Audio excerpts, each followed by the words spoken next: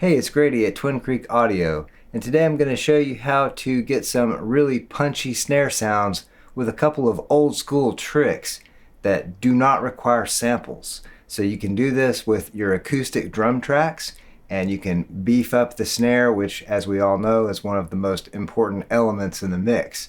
These are kind of old school Mutt Lange tricks. I'm going to use a hybrid method to do it. I'm going to use the console with its built-in gates, and of course, the digital audio workstation of my choice, Reaper.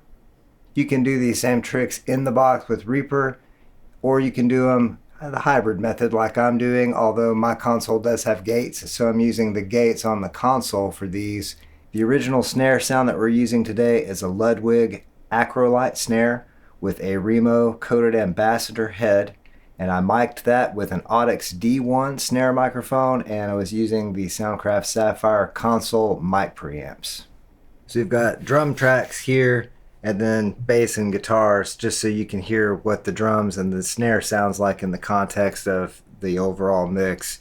So this is the regular snare track, and I've got a compressor on this. It's the Symetrix 501 compressor.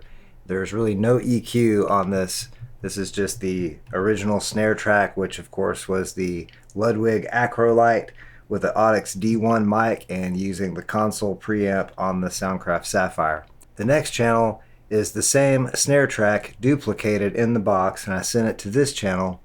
And the difference here is that I've used a pitch shifter, and I've shifted the pitch of this track down 67 cents, I believe. Now, the old Mutt Lange trick I've seen on YouTube and other places calls for about 63, but I use 67 because that sounded right. And then because that pitch shifting is going to affect some of the bleed on that snare mic and that sounds funny, I've gated it here on the console. This channel here is actually a tone. It's 105 hertz, I believe, and that's just a pure sine wave tone at 105 hertz, and I have a gate on that. And the side chain of this gate is connected to this snare track here. So that opens every time the snare hits, because the side chain of the gate on this channel is being triggered from the other snare tracks. So let's hear what all of this sounds like together in the mix first, and then I'll start soloing the snares and things up.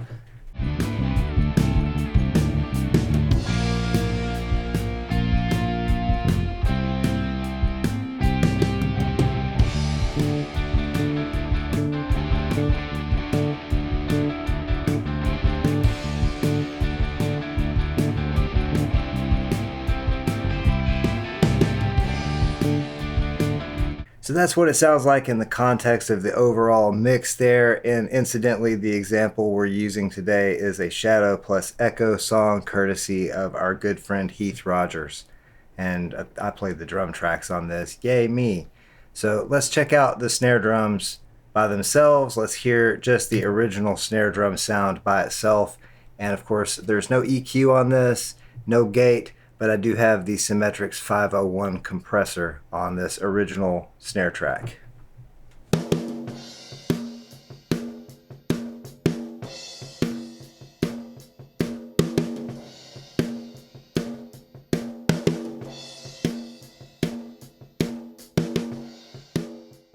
So that's what the original snare sounds like with some compression on it, no EQ. So here is the version of that same snare sound that I pitched down using Reapitch and Reaper in the box, and I've got that gated. So here's what that sounds like.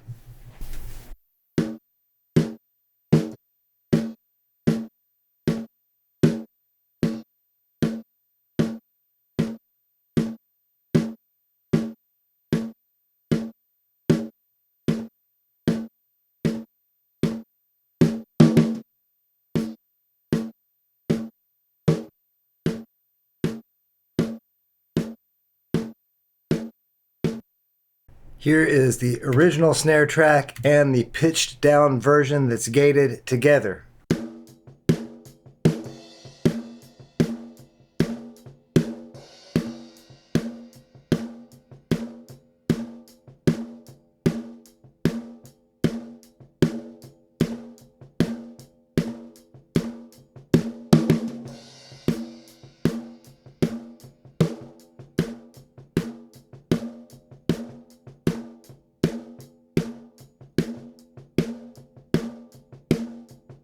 So that sounds really good together. The original snare track with the Symetrix 501 compressor on it sounds really good, and I'm using the compression to kind of bring out the natural ring of that drum, since this is a rock song and you want a little bit of that ring for the excitement of it.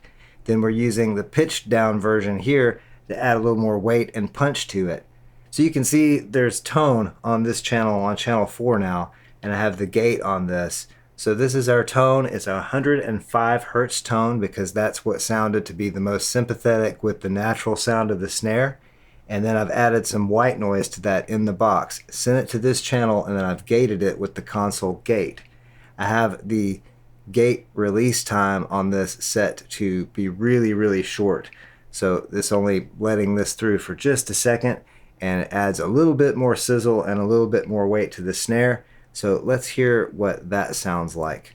First, I'll play all three of them together: the original snare track, the pitched down version and gated version of the snare, and then tone and white noise, which is also gated.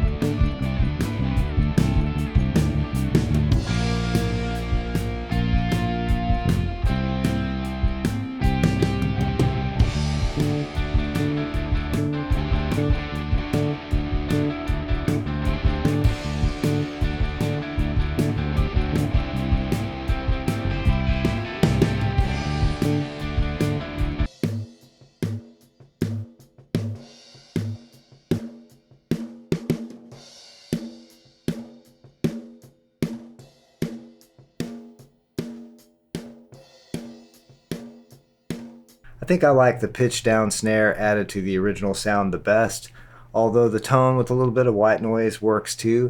A little bit of both in different amounts kind of works well. So I don't know, I'll probably use the pitch down and gated version trick more often in the future than I would using the tone, but both are viable options. So these are really useful tricks on snare drum, especially if you don't want to use samples and you'd like to retain more of the original character of the snare drum. By tuning that frequency that you're gating, you can match more closely the pitch of the snare drum, or get it where it is sympathetic with the original tone of the drum, more to your liking. Although I'm sure you can tune samples as well. In fact, I know you can tune samples because I have Steven Slate drums and you can tune the samples there as well. But say you don't want to use a sample, these are some good old school, very interesting methods to beef up your snare drum sound. Thank you so much to everyone for watching. Thanks so much to all the new subscribers here on the channel. Make sure to check the links in the video description for ways to help support this channel, as well as other video links that relate to this video. Also, make sure to like this video and subscribe if you've not done so already. And I hope each and every one of you out there has an excellent day, night, evening, weekend, weekday, hour, minute, second, nanosecond, whatever it is you're having. Have a good one. Thanks so much for watching.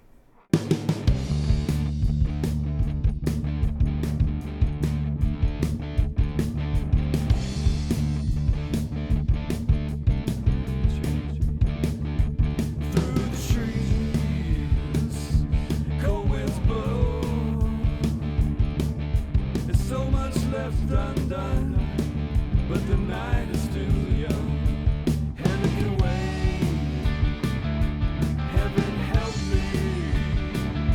Stuck